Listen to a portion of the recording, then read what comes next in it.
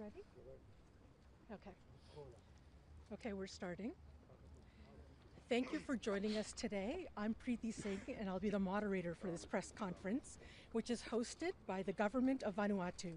The International Court of Justice has just issued its advisory opinion, clarifying the obligations of states in respect of climate change.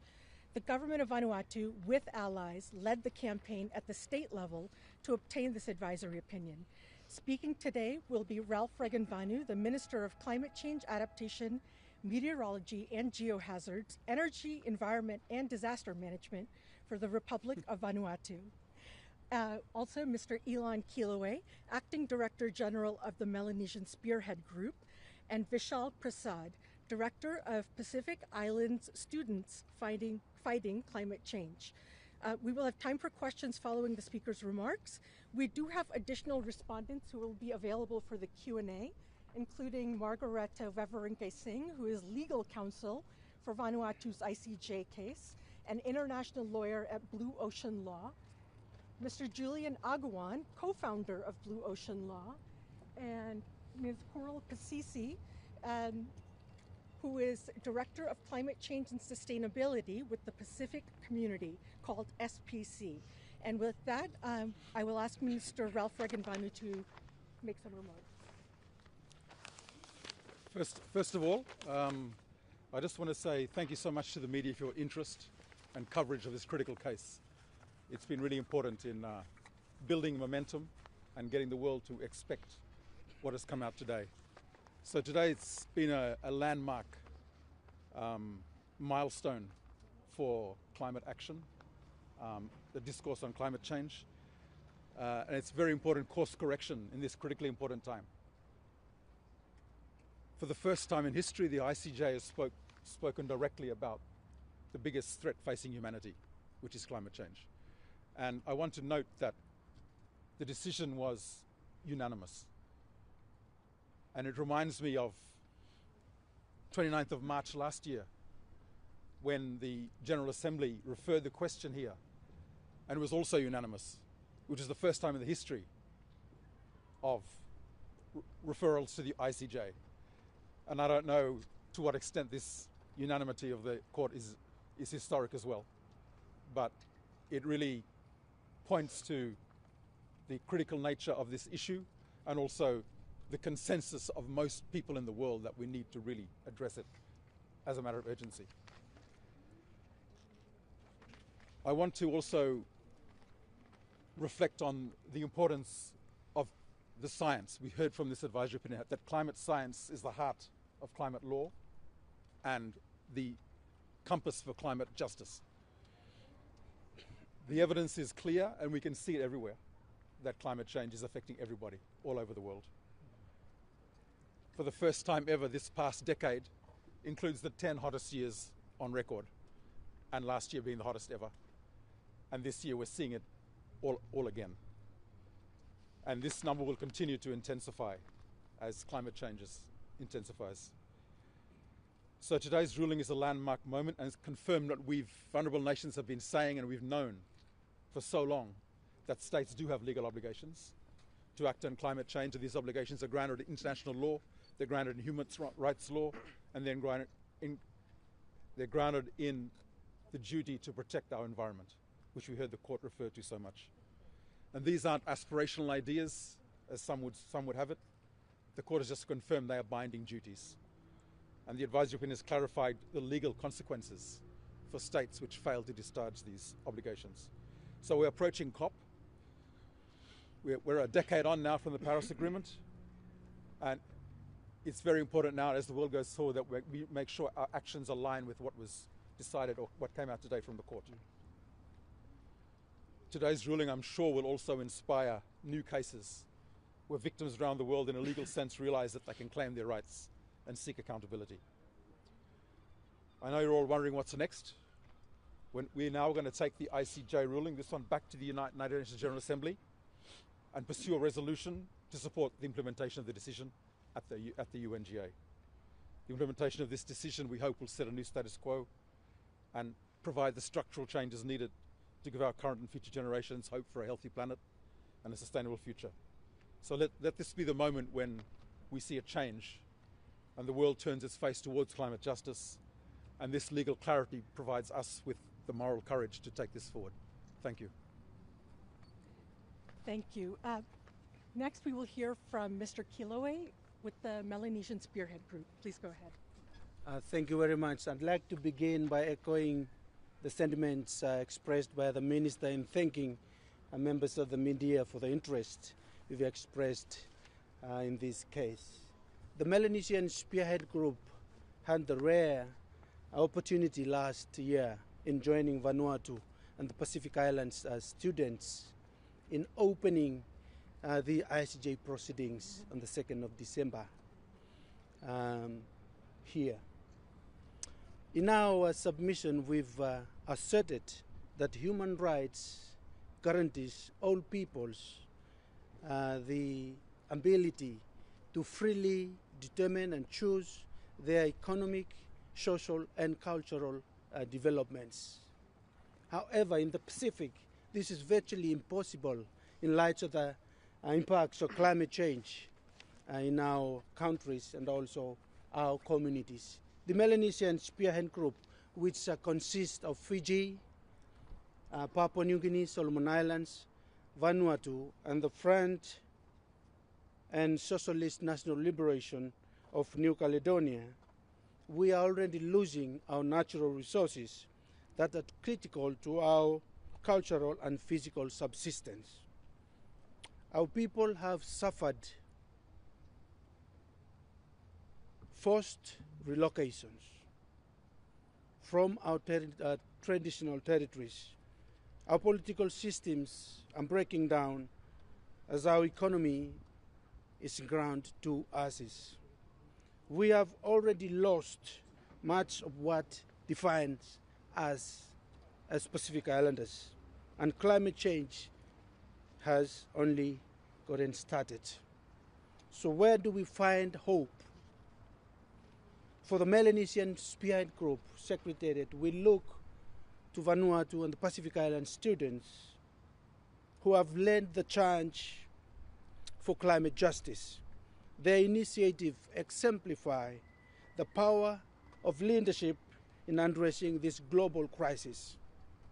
Having the ICJ, the highest court in the world, to address the climate crisis is an idea that began from a spark of hope from our Pacific youth. They led the push for this case because they cannot afford to wait on the promises and the pledges of our leaders. This crisis is here and not something that can be pushed onto our next generations or the ones after that. The future generations are saying quite clearly that the world needs action now. The advisory opinion is not the end of the ICJ process. Instead, it is only the beginning. The opinion confirmed that polluter states have breached the rights of Vanuatu and other climate vulnerable states. The ICJ also confirmed that climate justice is inseparable from human rights and environmental protection. It affirms that nations cannot turn their backs on those suffering the consequences of harm caused by others and ongoing inaction. The advisory opinion will be an essential tool that we in the Global South will use at the next meeting of the United Nations General Assembly, the UN's Climate Change and Biodiversity Conferences, and everywhere to advocate for climate justice so that our generations can enjoy the future we want. Thank you very much. Thank you, Mr. Kiloe. Lastly, we will hear from Vishal Prasad. Please go ahead, Vishal. Thank you, everyone. Pulavinaka. Indeed, it's a truly historic day for climate justice. 6 years ago, young people from the Pacific decided to take climate change to the world's highest court, and today the ICJ has responded. In no uncertain terms, it has told the world that climate impunity is no longer allowed. and that those who have caused the greatest harm are required to provide remedy to people most affected by climate change.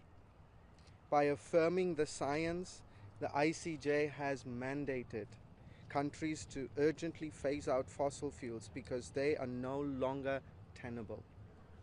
For small island states, communities in the Pacific, and for young people, and for future generations, this opinion is a lifeline and an opportunity to protect all that we hold dear and all that we love.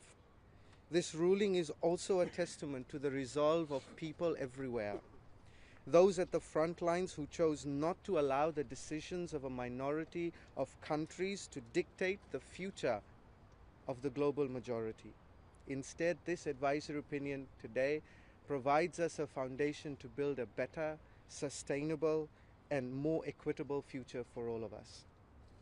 I am convinced now that there is hope and that we can return to our families and communities back home in the Pacific saying the same. Today is historic for climate justice, and we are one step closer to realizing this. Thank you. Thank you, Vishal. Now we will take questions from here at the Peace Palace and some from the Zoom chat. Please raise your hand if you have a question and state your name, media outlet, and to whom you are asking the question. Go ahead. Susan Van from Reuters. I want to address my question to maybe Ralph and Margaretha. Can you explain how this ruling might be used in further climate litigation from states against polluting states? Because we've heard that they have an extra obligation. Can you kind of draw out how they would use it, and do you have plans to seek other cases?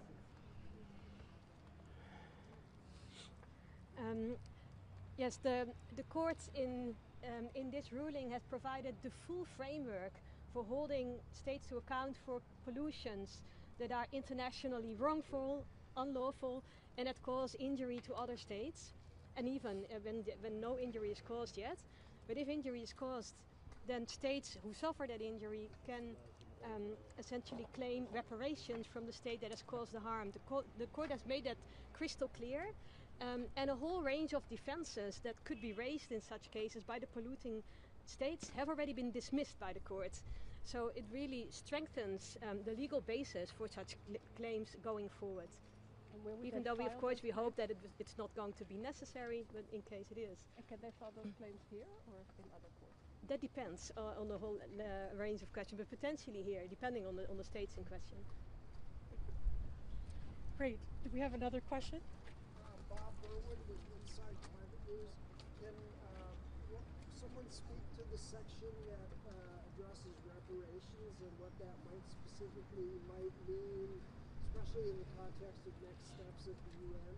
Thank you. Go ahead, Margaretha. Just so everyone can hear, the question is about reparations. Please stand in the middle in front of the microphone. So here, the court has provided critical guidance that is very helpful to those seeking climate justice. The court has made it clear that the law of state responsibility applies to losses and damages from climate change.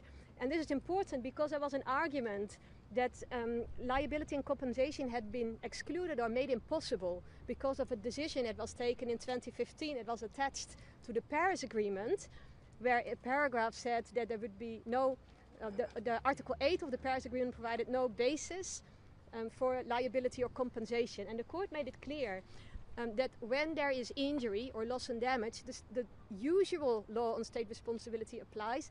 And that law provides that when a state commits a wrongful act, it is under a legal obligation to make full reparations for the damages caused. And then the court also addressed a few possible counter-arguments that could be made, such as the damages too diffuse, that too many states that are responsible, that too many states that are injured, and therefore it's impossible to win, let's say, a claim on reparations. And the court made it clear that these are not necessarily obstacles, and the usual rules apply. So every case has to be assessed based on the facts that are applicable. But the court noted that the science has evolved so much that it's actually possible to establish these causal links And so any case would need to be tested, but the prospects look very favorable.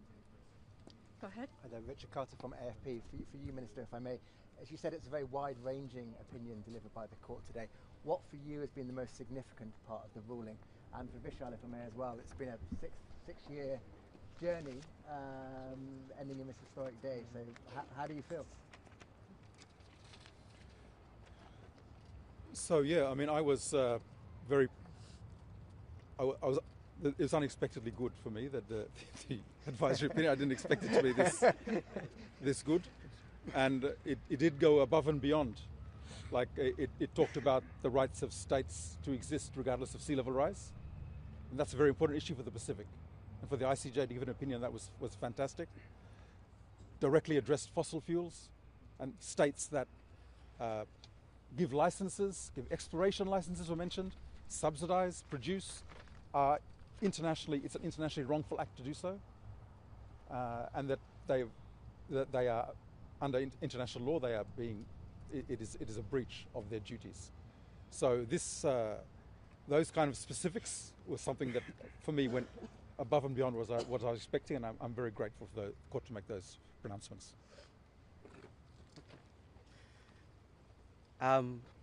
I think I'm completely overjoyed with what the outcome of the opinion has been, and we're still trying to digest it. As someone said, we all might be in a state of shock at the moment with what the court has given us, and I think it sends a strong message for all of us and to young people everywhere that there is still hope, and there is a chance, and there's a reason for us to keep fighting, because as we said, that this advisory opinion is a tool for climate justice, and boy, has the ICJ given us a strong tool to carry on the fight for climate justice, and so we're very glad. Thank you. I'm taking a question from our Zoom chat, either for Margareta or Minister Regan Vanu. This is from John Anger at Bloomberg. The U.S., the world's largest historical emitter, doesn't recognize the ICJ's legal authority. So what impact will this ruling have on the U.S.?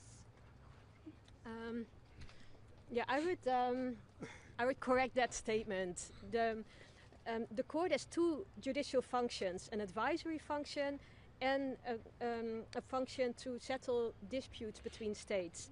And there is a possibility for states to accept the jurisdiction of the court in contentious cases as compulsory, which the US has not done.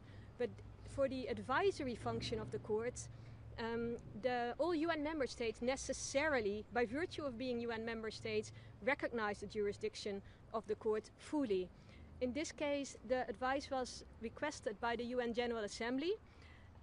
The resolution was adopted by consensus. The US didn't even vote against this resolution or didn't even abstain. It actually joined the consensus. And so it is the UNGA, including the US, that has requested the opinion. The opinion is now delivered to the UNGA, and the US, as long as it's part of the UN, of the United Nations, is also supposed to follow this advice. So it is as much bound by this advice as other states are. Thank you. Go ahead. My name is Laura Kostan for ARD German Television. A question for Mr. Prasad. How hopeful are you that this advisory opinion might be one of the first steps of maybe a paradigm shift of more legal implications to actually bring more climate justice into the multilateral system? Well,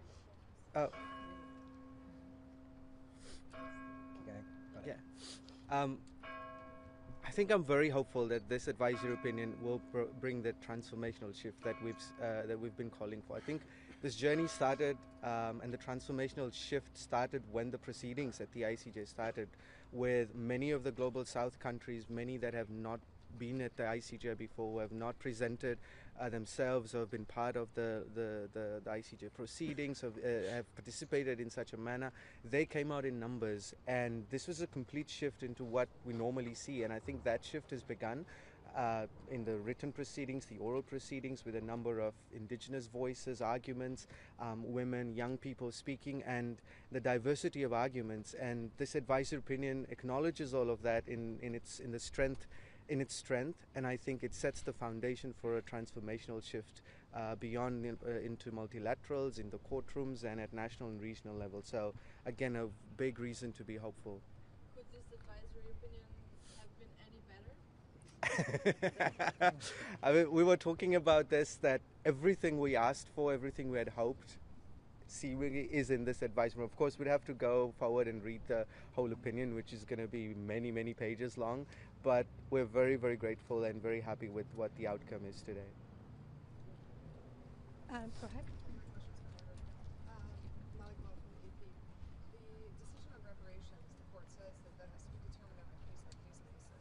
Does that mean that countries like Vanuatu will just have to return over and over again to the ICJ to get some sort of compensation for the damages that are suffered? Hopefully not. Hopefully the confirmation of the law as it applies is enough for those who would owe reparations to actually start providing them, because these same states, the big historical polluters, essentially have been arguing that they are under no obligation to make reparations. They provide it on a voluntary basis, if and when they please, and as much or as little as they please. And so the court has made it crystal clear that if you do not provide reparations that are, I think it's implicit, proportionate to your contributions, then you can be held to account, and many states may prefer to actually voluntarily then scale up the contributions that they're making, for example, to the loss and damage fund, than actually to be confronted with litigation. Great. I will take another question from Zoom. This is for Margareta from Ben German with Axios. The ruling gets into the NDCs under Paris at some length. The common wisdom has been that NDCs under Paris are non-binding statements of targets and aspirations. My question, does this ruling open the door for legal challenges that rest on failure by countries to implement their NDCs? Absolutely. The court made it very clear that failure to implement an NDC would amount to a lack of good faith and a violation of the state's obligations. And it's not only that, the content of the NDC also has to be consistent with the goals of the Paris Agreement, including the 1.5 temperature goal.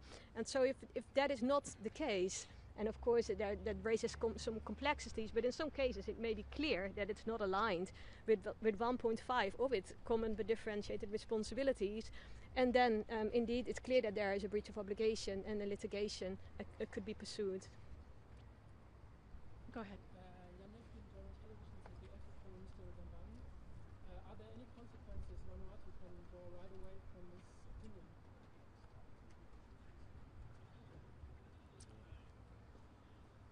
No, not right now. We'll have to have a look at it first and discuss. And Great. I'll take another question for the Zoom chat. This is for Margareta from Panthea Lee at The Nation. Intergenerational equity has long been treated as a soft law principle. Do you think the ICJ's affirmation of obligations to future generations moves it closer to becoming a binding norm in international law? What is new here? Yes, the court in fact explicitly confirmed that intergenerational equity is a binding principle, and it is applicable to the conduct that has caused climate change.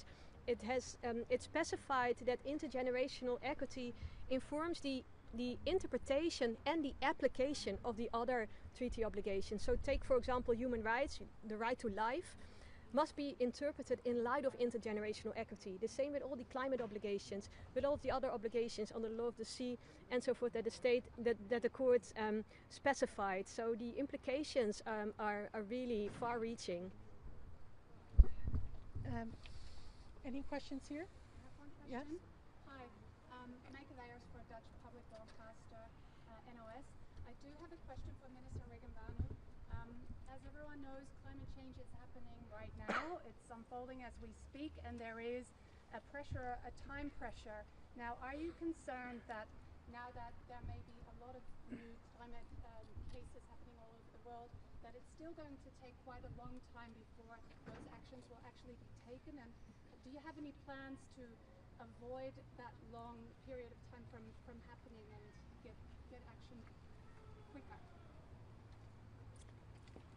Well, I mean, this initiative was part of that, trying to get action quicker, because we've been in the UNFCCC process for 30 years. We are we're pulling all international levers possible. We were part of the COSIS group that went to the ITLOS and got that advisory opinion. We made a submission as part of the Inter-American Court of Human Rights. We are pushing for the law, a crime of ecocide, to be recognised in the ICC. We're part of the Fossil Fuel Non-Proliferation Treaty, pushing to get member countries to that. So we're trying everything possible at international level to speed up action. This is, I think today has been a very concrete contribution to that, speeding up of action. Great. I have another question from the chat from Margareta. This is from Marlise Simons at the New York Times. What was the key contribution from the court's advisory opinion, would you say? Or what was missing? Well, the key contribution is really twofold. That this whole spectrum of obligations applies to the conduct that has caused climate change. And when we look at conduct, we shouldn't only look at states' emissions, but also at what they fail to do, regulating private actors or providing fossil fuel subsidies, providing finance or not doing so, or not providing enough. And so that conduct needs to be assessed in light of these obligations. And then if you do that, many states will actually fall short of these obligations. And once that is established, the law of state responsibility applies. And that is just you can say, the foundation of international law itself. It means that when you commit a wrongful act, you violate your obligations, you can be held responsible. You need to stop doing that unlawful thing, or failing to do what you need to do, and you need to make reparations for the injury that you have caused with that wrongful conduct. And so the implications are really tremendous. If you think about essentially the polluter pays principle, which you can say is a simple way of summarizing all of this, it means that the era where polluters can freely pollute and can argue that their climate policies are a matter of discretion, they're free to decide on their climate policies, that era is really over. We have entered an era of accountability where states can be held to account for their current emissions if they're excessive, but also for what they have failed to do in the past. So the Kyoto Protocol was mentioned as an example, that if states can still be held to account for failing to meet their obligations under the Kyoto Protocol. And it's just an illustration of how we can also look back and ensure that the harm that has already been inflicted can be repaired. Okay, thank you. We have one more question on chat. Is there any last question from the audience here? No, okay. So this is the last question. It's for Minister Ralph. It's a question from Sanjeshni Kumar from the Pacific Islands News Association. What message would you send to major emitters following this opinion?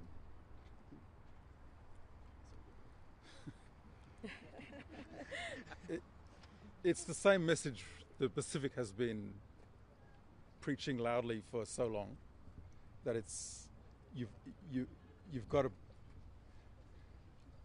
to do what you agreed to do at Paris, for example. You can't just make these commitments and then just walk away from them. You are legally accountable, and so our message would be, I mean, the court mentioned a number of times good faith, talked about international cooperation, the duty to cooperate internationally.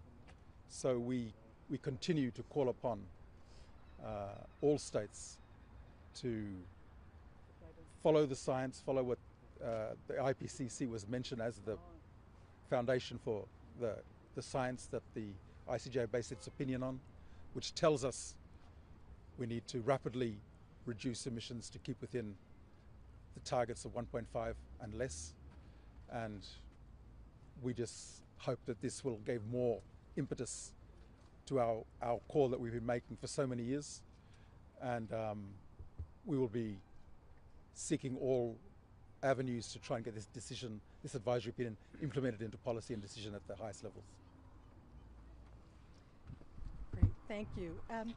So please be in touch with the Vanuatu team if you have any follow-ups. We will be issuing a media statement and later tonight a legal summary. And with that, I'd like to thank our speakers and conclude the briefing. Thank you all for attending. we have a couple of minutes just for maybe in front of the palace? Would that work?